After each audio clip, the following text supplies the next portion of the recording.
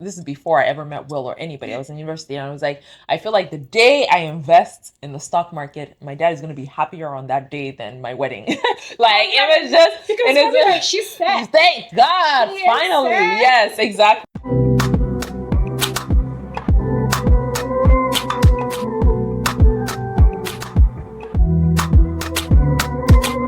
So hello, hello, hi Yo-Yo. How are you doing Hi, today? I'm good. I just got done brunch and I love me some brunch, so I'm doing good. What did you have for brunch? Where do you go? Oh, I went to Chubby's.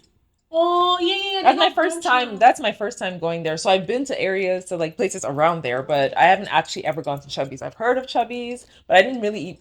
I wasn't super hungry, so I didn't eat like a big brunch. I think I had one like their patties or something like that.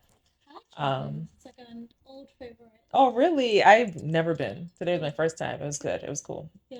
I enjoyed it. Today I have the amazing Yo-Yo. You want to introduce yourself? Hey. Yes. My name is Yoyo. Mm. I live in Toronto, like Abby. I met you. Do we want to tell them how we met? Yeah, We let's talk about it. met as bridesmaids for our friend's wedding, and then when I moved to Toronto, you were just kind of here. So our Yeah. friendship kind of developed over time. But I initially met you because we were bridesmaids at a wedding. Yes. And now I live and work in Toronto. I moved here from Toronto. Now, yeah, Toronto. Toronto. I moved here from Vancouver. And yeah, that's a little bit about me. I don't know what else you would like to know. um, there's a lot. It's a lot you could There's know. actually a lot you can know. Yeah. Okay, so I do have a few questions for Okay. you. Yes. And one of the first ones, what did you want to be when you grew up? Like your child, as a child? Ooh, okay. When I wanted to grow up, I wanted to be lots of different things. And I was looking at it the other day. I was thinking, I was like, did I have like a secret pleasure for pain? Because sorry, let me explain this. Let me explain this. Because so I wanted to be a teacher at one point, and then I wanted to be a nurse at one point. But then I was thinking about it because I grew up in Nigeria. Oh, I was born in Nigeria, and then I used to practice these careers, right? And the way I would practice it is either flogging my chair Oh. as a teacher or giving injections as a nurse. So I was like, is it that I liked the authority of like what I thought teachers and Did you nurses were did supposed to be? did you like inflicting pain? Is I, that what it it was? might have been that I liked inflicting pain, but at the end of the day, I think when I was younger, I didn't know what I wanted to be. I had a song that I had made with my brothers. I wanted to be a soldier at one point. So my career dreams were quite wide in that I didn't know what I wanted to do. And wild as well. Wild, yeah. I mean, Wild nurse and vibes. teacher not as wild. Soldier, I don't know why I thought I would want to be a I soldier. told you it's the pain thing. Yeah, it must be. Must be It the must be the because pain. that's the only thing. That's all they have in common. I Yeah. mean, teacher, you can in Nigeria, Yeah. not here. Different. Different cultures, Yeah. you can discipline. You Yes. can discipline. Discipline You looks can different, discipline. that's for Yeah. sure.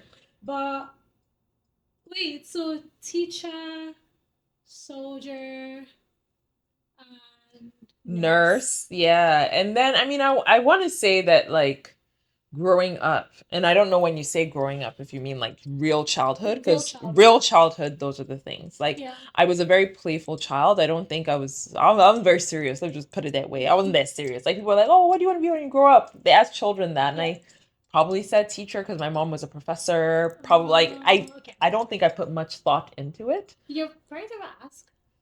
Did they ever make you Nah, I click? don't recall as a child being asked what I wanted to do. Um, Probably didn't get asked until like middle school, and that was when I was Okay. choosing what I That's wanted to fair. study. And I chose what I wanted to study based on what I was good at.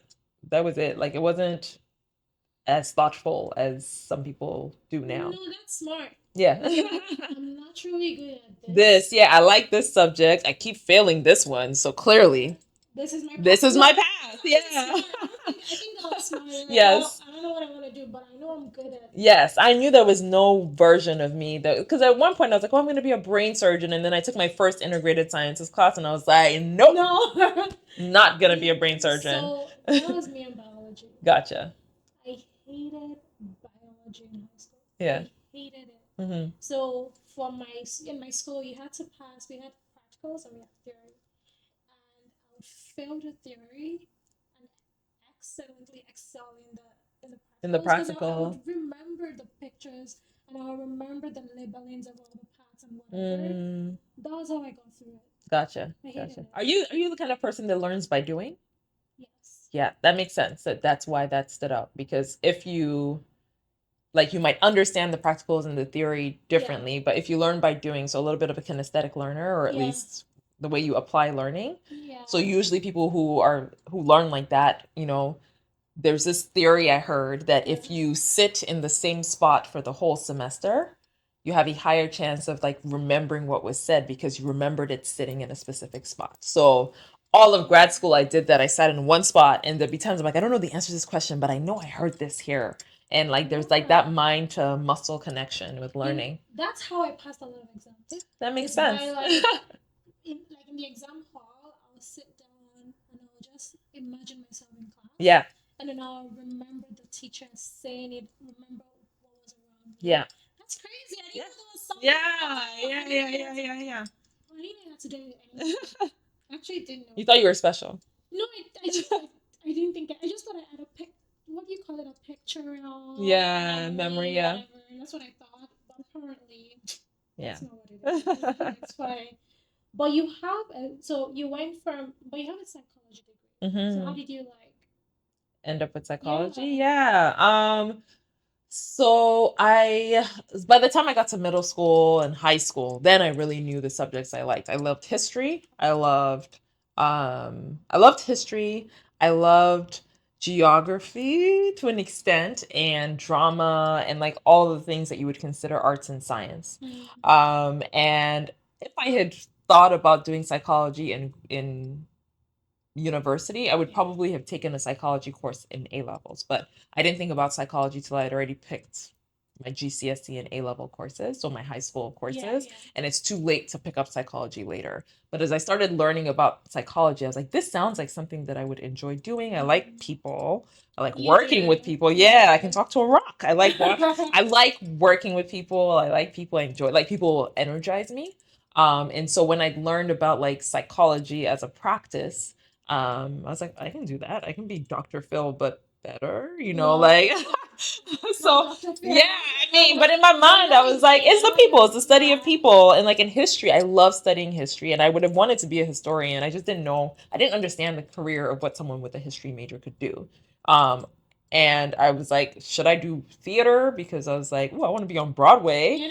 I love acting, same thing. But then I was like, oh, it's risky. So I think I just narrowed down my options to psychology, which some people are like, why would you do psychology? Like, what does psychology get you? And a lot of people didn't understand that. Especially if you come from traditional backgrounds. Both my family is engineers and scientists. My dad is an engineer. Both my brothers are engineers. My mom was a biochemist. So oh, I didn't. Okay. So was she a professor in she was well, not in biochemistry. She was a professor for chemistry and math. I don't remember. Yeah. So that's my family. And then they're like psychology. Luckily, my parents are also, because they're well educated, they understand that psychology doesn't mean you're just wasting a degree. Whereas some people are like, why would you do psychology when engineering is there or whatever? And for me, I was like, but that's what I think I would enjoy. And that makes sense because when I think about you and how you facilitate, yeah, like a natural teacher, you understand how to read the room. You understand when you're losing people, how to bring people back. Yeah. It makes sense because I feel like your psychology degree has given you a little bit of like a foundation to excel at what you're doing right now.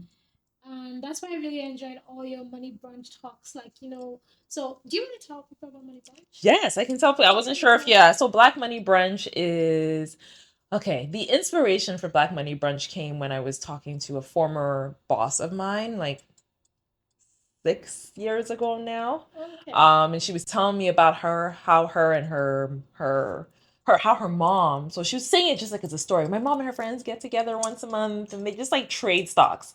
And she said it's so regular. I said, sorry, what do you mean they just talk about money? And she's like, yeah, they just trade stocks, so they do research and they'll just like get together and talk about it. And she made it seem so casual. And that was like the first time I had heard it like be explained casually.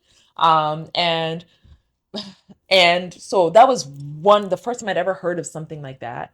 And then at that point in my life, I was doing a lot of like looking into like what are the money decisions I'm making and why.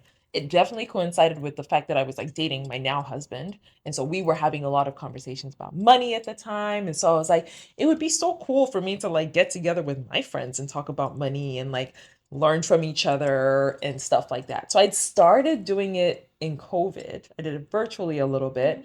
And then I moved from Vancouver, and then in the move to Toronto, it kind of fell off. And then I started it again in 2023? no, yeah, Was it 2022. 2022? 2022.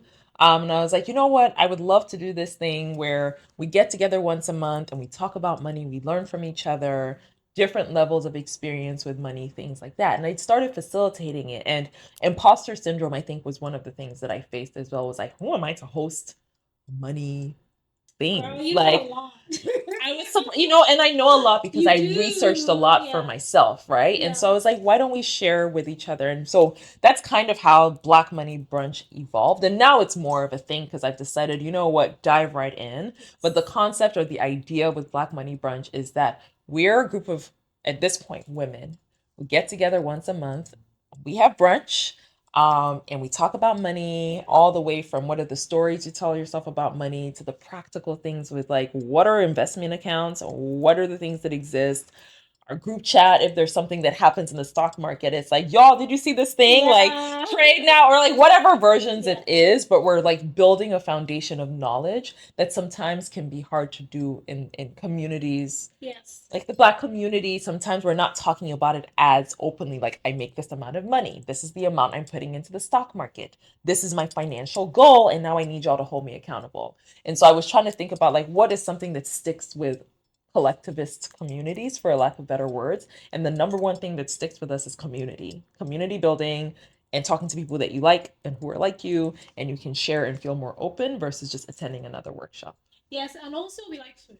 And we like food. Yes. So a bunch of Black people together, Yes. Black women together, Yeah. put some food. We're gonna learn. Yes. Yes. Definitely, we're gonna learn. So you were saying that yourself and your partner were talking about money when you were dating. Mm-hmm. This question, like, Yeah. when did you start talking about money, and when is it too early?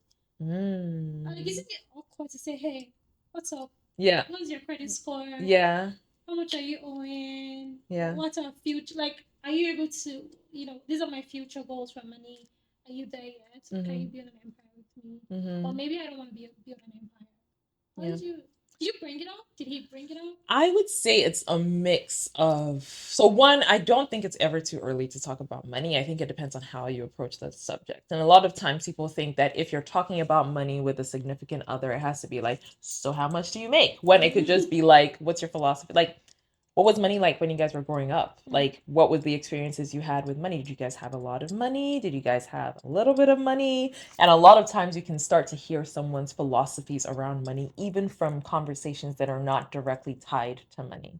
So, you'll hear all the arguments of like 50-50 and all those things. And those are usually contentious arguments, in my opinion. I think that, yeah, I think it's just do what works for you. Do what works for you and find someone who works with what works for you. And I think that it's never too early. I think you can broach the topic of money at any point, even by hearing someone's goals. Like, I want to own my own business. You're probably having an idea of what they consider possible with money. Okay. Yeah.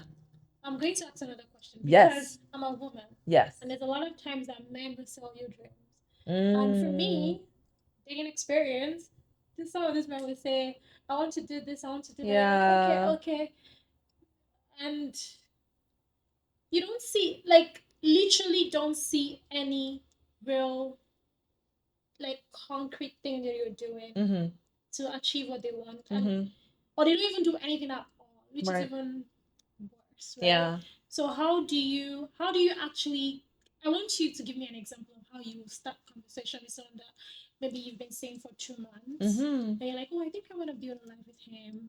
2 months, girl. 2 months. You want to build a life with someone else? I'm just kidding. No, just, obviously, no judgment, but 2 months is, like, yes. Oh, maybe. Okay, Like, yeah, but I like them. Yeah, And I yes. like him. It gives me butterflies. Yeah. You need to call me. money, things like Yes, yes, that. yes. Or a girl, like you're Mm-hmm. feeling her, you want to take her out, you want to spend all your time during the weekend with her. Yeah. How do you bring that up? Um, I still think it's like the conversations of like, this is, and I think you can be direct, Okay. right? And I think that one of the ways a lot of people make suggestions like, hey, I was listening to this podcast where they talked about XYZ with money. What do you think about this? Or I'm really interested in learning more. Like, I really like you. And like, this is, I think sometimes exposing your own self first might be an opening for someone else to do so. Yeah. And sometimes it's a direct question of like, do you have any debt? And how do you navigate debt? And it's okay for people. I mean, money is a hard. It's hard. It's hard. Guys, It's it's very, hard. very hard. I will say that I'm like really, really blessed, and like Will, the husband I have, is that he he'll talk to me back about money. And like, when we had our first money, I think we had our first money conversation was early.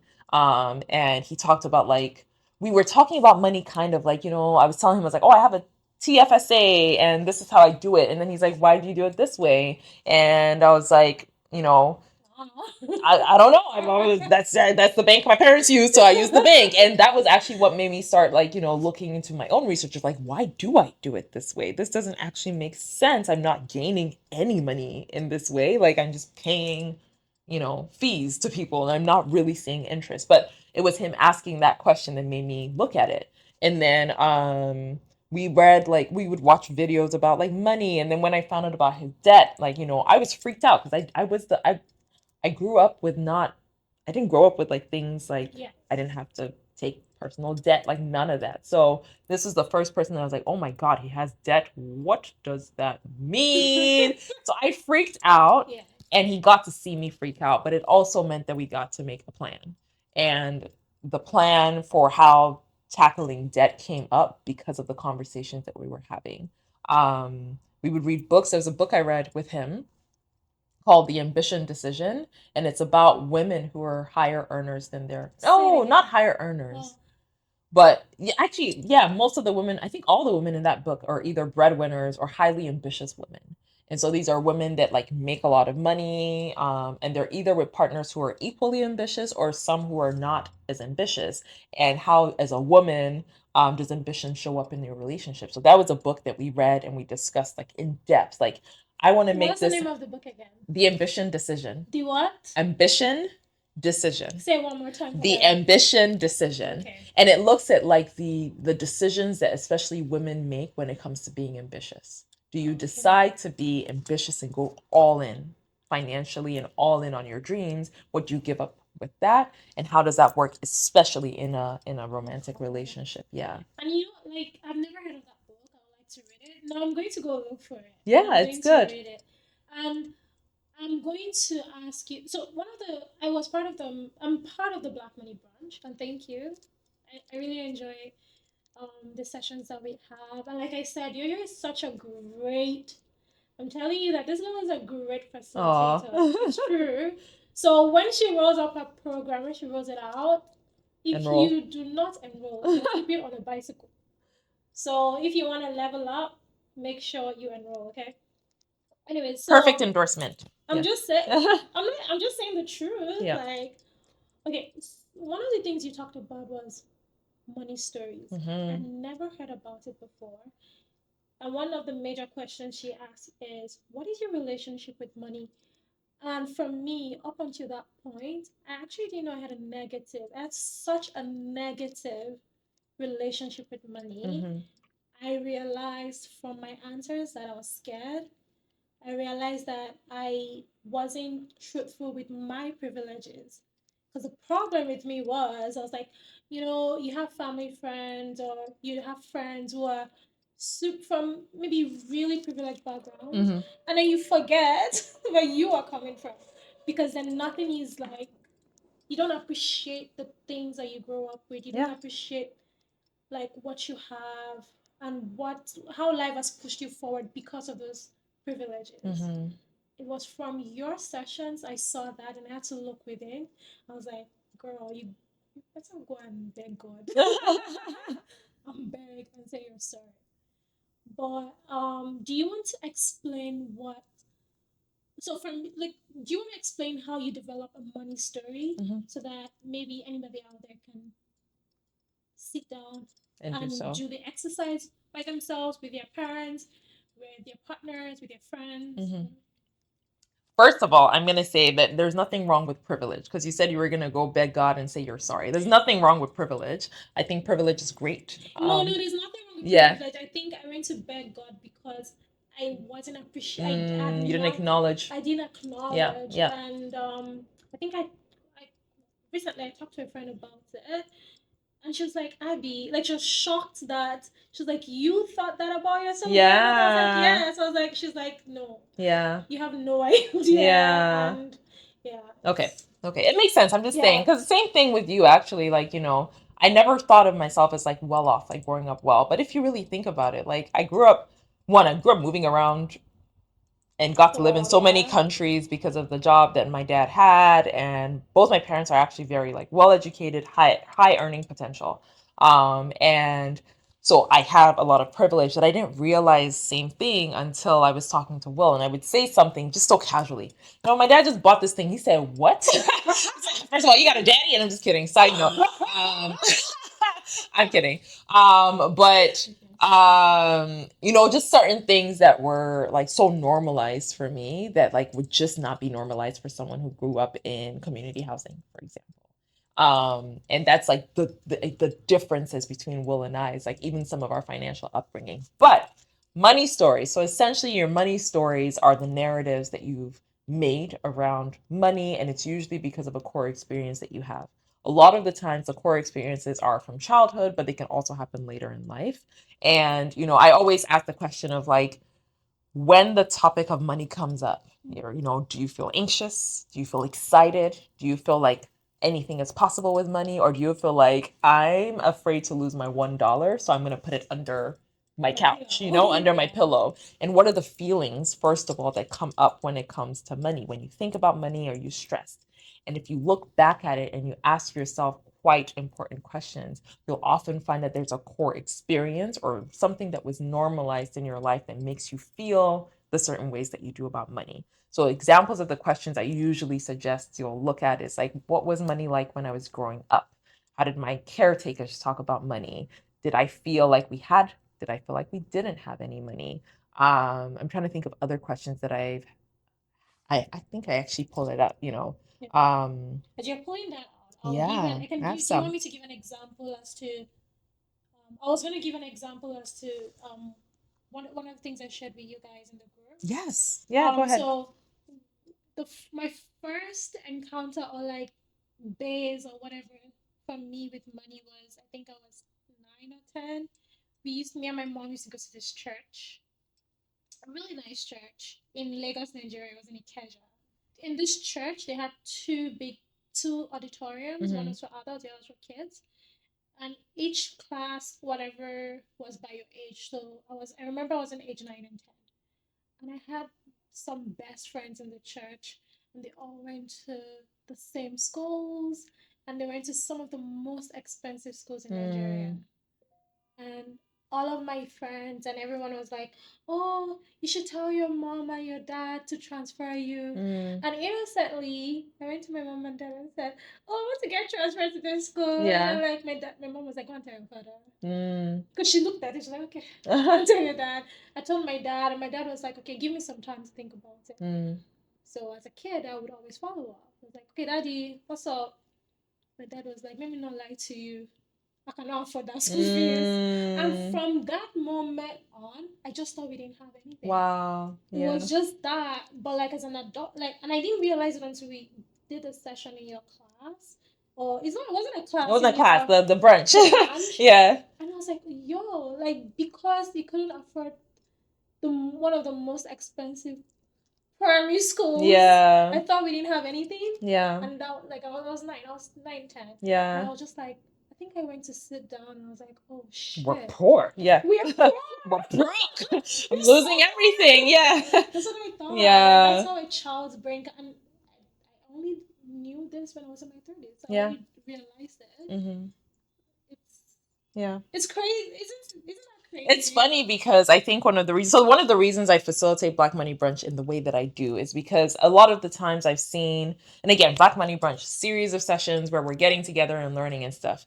And a lot of the times I see people like will do a workshop where they'll talk about money and it just goes right into like, let's talk about budgeting. But we're not even addressing why budgeting is hard for some people.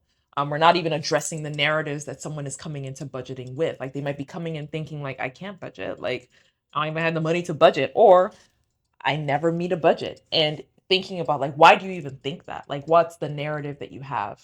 So like starting with the why and the foundations and things like that can actually help you approach your money journey and decisions with a little bit more awareness. And they always say, you know, emotional intelligence is self-awareness plus emotional for self-management. So right, the reason I facilitate the way I do with Black Money Brunch, or the way it's structured, at least those sessions, is to take into consideration the fact that like it's one thing to just go right into like, oh, let's talk about budgeting, and a lot of times people aren't thinking about the why behind why they have either failed at budgets or why they're really good, and a lot of times it can get really practical without taking into the consideration that personal finance is personal, so you need to understand who you are. And starting with that can also help you. You know, the self awareness can also help you make plans that will actually align with your values, align with your fears, or help you tackle your fears. So, like when we do the money story, we don't just leave it as like, and this is my money story. I don't like money and I'm afraid of money and this is it. Yeah, because the next thing we do in that same session, which I encourage people to do, is really try to think about whatever questions you can ask yourself. You know, was it talked about in my home? How was it talked about? Was it with fear? Was it with excitement? How does that impact me? Was it talked about, like, you know, if you're in a home with different genders, did they talk about it differently with the boys versus the girls? You know, how did you see the role of money play in your life? And how has, you know, as you think about the little things, like maybe I think about money this way because of XYZ. So answer as many questions as you can. But I always say don't stop there. There always has to be a call to action with self awareness. You only become emotionally intelligent when you mix self awareness and self management. And so in our session, we talk about Black Money Brunch, your story, or what's your money story. And then we talk about what are the barriers that have come up because of the narratives I've told myself, and what's my plan to tackle that barrier so we can actually go into the practical with confidence. Yes. And it aligns and it can stick. Yeah. No, so for me, for example, it would be that I acknowledge the fact that yes, I do have privileges and it's fine. And just to be grateful for them, even just starting there, understanding that I can afford certain things in my life. I want more. Who doesn't want more? Yeah. But like just acknowledging where I am today and then making good progress for the future and what more I can build for myself. Yeah. But that allows me to be grateful. That allows me to enjoy the moment I'm in today. Yeah. Versus always thinking, oh my God, I don't have enough. Yeah. Like, you know, it's like, it's okay. Yeah. You're doing okay. Or you're not doing okay. And you Whatever need to know is, that if you're not whatever doing it is, okay, you need to know yeah, that. Yes, yeah. it's okay. I'm not doing okay. Or I'm not doing okay, but I'm working. Now I know I'm not. These are the things I'm going to work on. Okay, at the end of the year, like I could achieve two of those things. I had five, but I could achieve two. But guess what? That's two steps ahead of where you were last year. So it's just for me, I think that session, especially the base, because we start from Watch Your Money Story, that session really helped me to build onto my future self, Yeah. the older Abby. Yeah. You know, I'm proud of this Abby for the older Abby. Yeah. Because the older Abby's gonna look back and say, "Girl, Okay, girl. Yeah. thank you. You did that. Yeah. Thank you." But like, did you guys talk about money growing up? Like your Good mom, question. your dad. Good question. I actually, it's so funny because so my parents are both. So my mom is so like in one of our sessions we talk about risk, right? Yes. You know, are you risk averse or are you a risky investor? And that's beyond just the stock market. And in my family, there's a difference. My mom is extremely risk averse. If it was up to her, we would be pension family. Like I know for sure that there's a pension somewhere, so that would be her. Like she very much is risk averse. And so a lot of the financial decisions and direction was my dad growing up. And of course, my mom would give her opinion, like, I think that's way too risky and don't feel comfortable with it. So we would adjust. I remember my dad was having a conversation with Will, and he was like, yeah, there was this one investment I wanted to make. It was so big, but my mom didn't like it, so it didn't happen. And we don't know where it would have gone, right? Yeah. She could have been right or she could have been wrong. But the way money was talked about in my home was open, but I don't know. I would say it's like vulnerable, for a lack of better words. Like, I knew that my dad would look at, and this is back before we had like the wealth simples and the automated Yeah. whatever. Like, it's very much pick stocks, and he had a spreadsheet for everything. So So my wait, did he dad, have a banker to do this for him? I don't know. He might have had one, But but he I trusts often him? saw him. He tracked the stock market Yeah. himself. Like, he had a spreadsheet, and he still does that now. He has a spreadsheet for everything. Their assets, their the debts, the things that people owe, all of those kinds of things. Like, they have spreadsheets and spreadsheets for everything. And so I saw that, and for me, it looked. I think I overheard one of my aunts saying, "He's always looking stressed." And he wasn't stressed. He was just extremely passionate. And I know that now, but I heard her say that and I was like, yeah, that seems like such a stressful. I want to do The it. stock market seems so stressful. I don't want to do that. Just whatever it is. So I think I had a late interest in investing, late interest in money in that way. I always had interest in making money, but I think the interest in making my money make money was later. And so around me, I saw money decisions being made, and I saw my parents being very responsible with money. So similar to how you're like, oh, we don't have money. In my mind, I didn't think we had money because they were so responsible. So even with them being well off, consider it relatively well Yeah. off, um, they still would say things like, no, we're not, that's too expensive. So for me, I never thought we had money till later in life. I was like, hold on. I'm an oil kid. Of course we have money, you know? So of course we have money. So I don't think it hit me that we had money till later when I would tell people about my upbringing. And then I think about the schools I went to and I'm like, hold on. Everybody had money, so we can't have been the only ones who didn't, you know? And also, the Yeah. reason why you probably wouldn't have noticed because you're with your parents, you're with your like Financial peers. yeah, Exactly. exactly. So Yeah. it's normal. Things are normal to you. Yes, yes, exactly. Yeah. So, it was talked about freely, but like I wouldn't say I knew my dad's salary, for example, Oh or my no, mom's that's salary. Whereas like with Zara, I'm okay. Like if she ever asks, like, how much do you make? I'll tell her. oh But I would also, if I told her I make $5,000, she'll be like, that's a lot of money. So I think it doesn't matter the money I talk about Yeah. it with her. I just have to make sure I explain like what does making money mean and how do you use your money. So, you give information and then what do you do with that information? Yeah, Yeah. and and that's true, like for kids, because the worldview of a kid is Yeah. it's very limited. Yeah. Yeah. Because they're still babies and their brains are still developing. Yeah. But do you think that your upbringing, seeing your dad and your mom talk about money, interact that way, it sounds to me like a very not super traditional Yeah. environment because a lot of families, like we're Nigerian girls, a lot of Africans, a lot of the times, dad will say, "This is what we're doing," and guess what? That is what they are Yeah. doing. Yeah. But it sounds like in your family there was an open communication with your mom and dad. I'm Mm-hmm. sure it wasn't. It's not always like one person won't always have their way in most circumstances, Mm-hmm. but it sounds like there was a regular communication with both of them. Yeah. So, do you think has that influenced you? Because you already had a little bit of background a little bit, and once you got interested in money, in my mind, I'm thinking that must have picked up quite easily Yeah. because you were groomed. Yeah. You were groomed to be this way. Yeah, You know what I yeah, mean? that's true. And once I got interested in it, it was like my dad. I always joke that my dad was probably, this is before I ever met Will or anybody. I was in university and I was like, I feel like the day I invest in the stock market, my dad is gonna be happier on that day than my wedding. Like it was just, Because and probably it's like she said. thank God, She is finally, set. yes, exactly.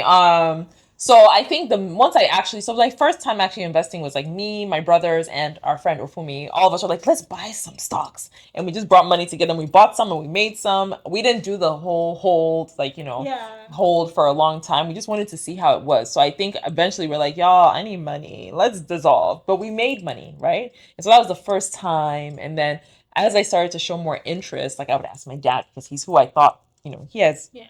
he's our CFO. So Yeah.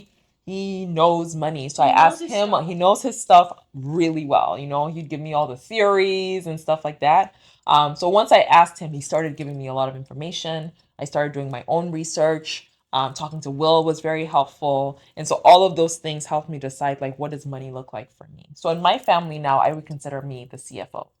Oh, I like Yeah, that. yeah. So I would say Will is our CEO for lack of better words. Like usually what the direction we're going, um, we'll discuss like what's our money purpose, but the implementation of that, making it actually happen, Yeah. like the implementation, it falls to me because I have more interest in it than he does. He has more interest on like why are we using money the way we're using it, and I have more interest in what do we need to do to make it align with the why. Oh, I like Yeah. partnership trust. Yes. Yeah. If your man or your woman doesn't trust you with those things, Yeah. okay, I shouldn't say that. Everybody and their Everybody has, yeah, everybody does it. And I think it's because we also joined our finances, right? So we make decisions that have to consider the fact that we joined finances. Yeah. That's really interesting. So, I wanted to talk about we talked about talking about money with a partner. So now I want to talk about for you. I know, like you grew up in a situation where in your family, your nuclear family, you guys used to talk about it, or you had an idea of it. But if a person wasn't from that kind of family, where like I want to talk to my parents about money. Are you thinking about retirement? Are you thinking of what's gonna happen if you pass on? Like we talked about this during the session. It was like, where do you want to get buried? What do you want us to do with your Yeah. body? Who are you owing? Who is owing you? Who's gonna Yeah. pay? Who's not gonna pay? Like, Yeah. how do you bring that kind of conversation up with with your parents, with your siblings, and if you happen to be the person in like amongst your siblings and even with parents who makes the most money, how do you bring that conversation without people looking at you like, I don't know, you get what I mean? Yeah. If you're the one that has the money, how do you bring this conversation up with your siblings and your parents? Yeah, that's a good part. It's like the session we had where we talked about black tax. Yeah. And there are lots of different ways in which you do it. So one, I think it's important for you to acknowledge like who you're talking to. So I know like in the examples we were talking about in the session, like some people's parents might be really open to talk to them just by one question. And some people, we have to accept that they might never be open. And regardless of whether they are open to talk to you or not, you still got to make a plan. You still have to assess like, are they going to have it together when they die? Hopefully they live long and happy, but are they going to need XYZ when they die? And I need to make sure that if the expectation falls on me to care for the family, then I don't want to be surprised when it happens. So you can make a fund for it or whatever. Like I think I called, so Will and I have something called like the Audacity Fund. And I gave you some examples of like funds that you can have. It could be like we all like if I have friends and whatever, like if I'm up we are all up, and so if you have an account that you can call it whatever it is you want to call it, but that should a friend or a family need money, then you can go and get it from there. But when it comes to having the conversation, I think there are lots of different ways you can broach it. It doesn't need to be like, hey mom and dad, what are you doing when you die? It could really be just like we were having a conversation about like wills, or I was talking to someone about estate planning. You can even say I attended this brunch last week and we talked about this. And like even approaching it that way, you can share maybe an article for them to read, or you could share a podcast. Like you can enter the conversation with like safety. And I think something that I was going to talk about with like having conversations with your partner, same thing with parents, with anybody. With parenting, I heard this from Ramit Singh. So I don't take credit for it, but he was talking about like a lot of times people say, you need to have a conversation with your partner about money. And they make it seem like it's the one conversation you're ever going to have. But the same way with parenting, if you're parenting a child, you don't have one conversation about your children and it's done. And I think understanding that like money is an ongoing conversation. And so if you don't put it all on that one and first conversation you ever have with them about money, don't put it all on that, because high chance you'll be disappointed. And if you see it as like money is just something that's always going to exist, when we had our Black Money Brunch sessions on like talking about money, we weren't dealing with the tariffs that we deal with now. So now the tariffs are happening in a certain kind of way. You have to have conversations about money differently. And so if you see it as an ongoing conversation that happens because life and money are so tied together, then you won't see the conversation with your parents about money as a one and done that I need to approach in one specific way. You'll see it as, how do I just even start the conversation of them thinking about it? I attended this brunch, we talked about XYZ, or what's, do y'all have a pension? Like whatever it is, the way you approach it doesn't need to be all on one conversation. Yes. Yeah. And I agree with that. And I think also as we grow older, our parents start to involve, like my parents have started to involve me in everything. I think I'm even the person that pushes back, like, guys, what are you saying? Yeah. But like they've started to try to involve me in everything. And from I'm a finance babe, like I have a CPA.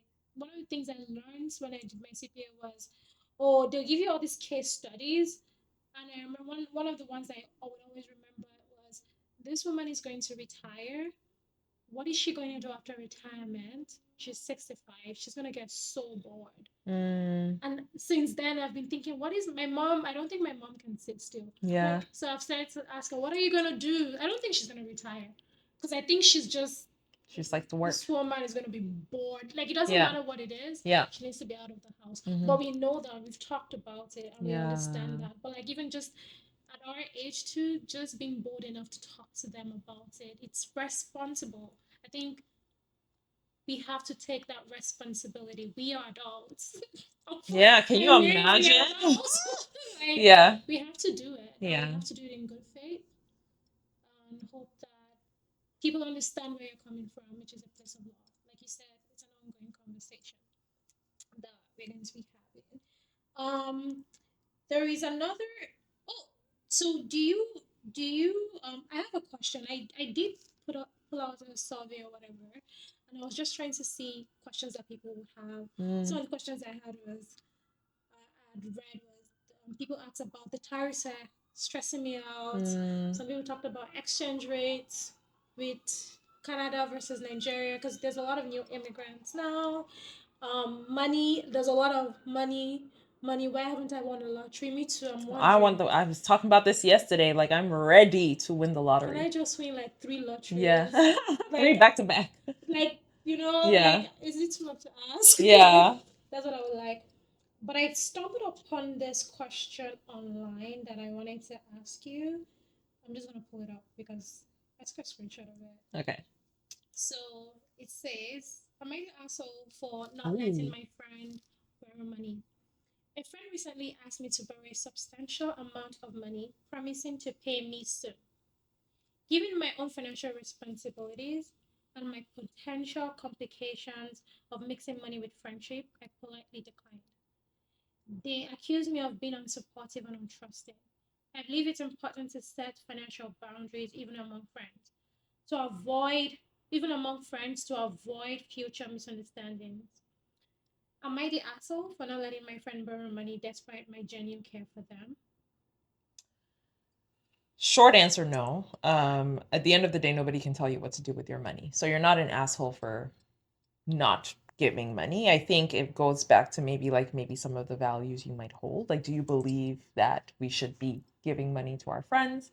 Or what do your boundaries look like? Do you believe that we should have boundaries? So this is a conversation Will and I had actually around like same thing, that black tax of, like if my friend is saying like, oh, I want money because I just want to buy this fur coat or whatever, and I got bills to pay, there's no way you're getting the money from me. Whereas like, I need this money for XYZ, here's my plan.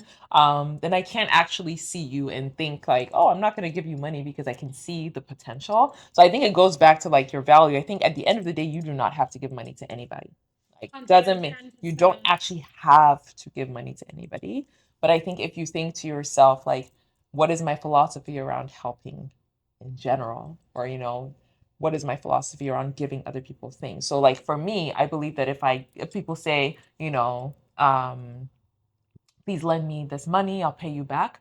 I don't give money if I expect it back. Like, so if I think that I cannot do without this money. So if giving you this $20 is gonna put me under and ruin everything, I ain't got it to give. But if I can give it to you and be okay if I never see it again, then I can give it to you. And that's usually how I approach, especially in situations like this. So my philosophy is don't give what you can't lose. Same with the stock market. Don't put in what you can't lose. And that, to be quite honest, yeah, like don't put in what you can't lose. And so not the asshole, but I'd want the person to think a little bit deeper when they say boundaries. Boundaries are, it's supposed to protect you. So like think about like, why do you have the boundary to begin with? Do you have it just because you believe you should have a boundary and you should like, you shouldn't give them so you don't set a precedent? Like, do you actually, what's your actual belief around this boundary that you're setting? And does it align with the values that you have around money, period? Yes. It sounds to me like the poster actually cares about their friend. Right. And that's why they're like feeling a little bit of. And they also talked about how they have financial complications and responsibility. I think there's a fear because in my head I'm like, you probably know your friend, and you probably know the money's not coming back, Right. and you can afford to give it Exactly. to them. Yeah. I've made this mistake when I was younger. Okay. And I'm not going to make it again. Yeah. Like if there is already if it's a friend who has like where you know people, there are people that you can trust them like that. There are people that maybe life happens, maybe you borrow some money and they really can't pay it back. But there are people who would withhold it. Like I don't know how to explain it, and it's awkward because you're supposed to be good friends. Yeah. As an adult, if you just be careful, like you said, like you too. Like I wouldn't. I believe in. I think we should give. That's something I believe in. But will I give to everybody? No. Yeah. And I don't think this person is an asshole. I think they're just trying to protect something, and there's a reason why. There's two things. If you feel like this friend is trusting and you can and they'll pay you back or they've been there for you, they showed up, you can give them something. Maybe not everything. Right. Yeah. There's also validity in not giving everything. Hey, I only got $5 to give up your 20. Like, yeah, you might have to find the rest. Yeah. Exactly. Just give them something. Like give them something to contribute. Like Yeah. That's what I would do. Launching. So because I've been doing all these, I've been piloting Black Money Brunch with y'all, and y'all are still a cohort that's going to continue. So we're evolving Black Money Brunch. Instead of it being a monthly thing, it's not going to be, we're meeting quarterly and we're each other's board of directors essentially. So the full launch of Black Money Brunch, I'm not too sure when that's coming. Most likely in the summer and starting some version of like a soft summer launch. Okay. But once that happens, I'm going to do a call out. So if anybody is interested in being part of the next cohort of Black Money Brunch and meeting, maybe I'll give them contact information or something like that.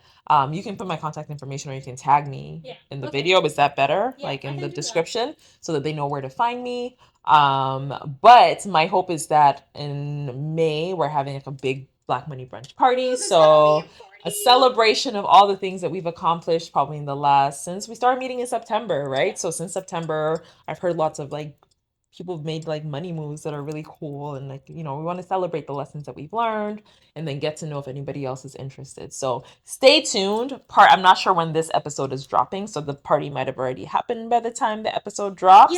You never know, but either way, my contact information, you'll put it in the description, and that way anybody can reach me in any way that they need to. Okay, I'm looking forward to it. You always like I've been screaming every day. When you pause, I was like, yo, when are we doing it again? Yeah. When are we doing it? Yeah. Because I really enjoy it. I really enjoy it. One thing I forgot to ask. Do you do facilitations for like companies, for communities? Do you like I know that's what you do. Oh, I didn't tell you guys. In your everyday job, in a 9 to 5 job, she actually does career training, learning and development. Yes, I oversee learning programs. So this is also her day to day, and I was just wondering if you do by yourself, like as a consultant, like as an independent consultant, do you also facilitate different talks in companies, in communities, in groups, things like that? Yeah, I do. So outside, so I oversee learning programs, which means that like I just oversee how we do learning in my organization.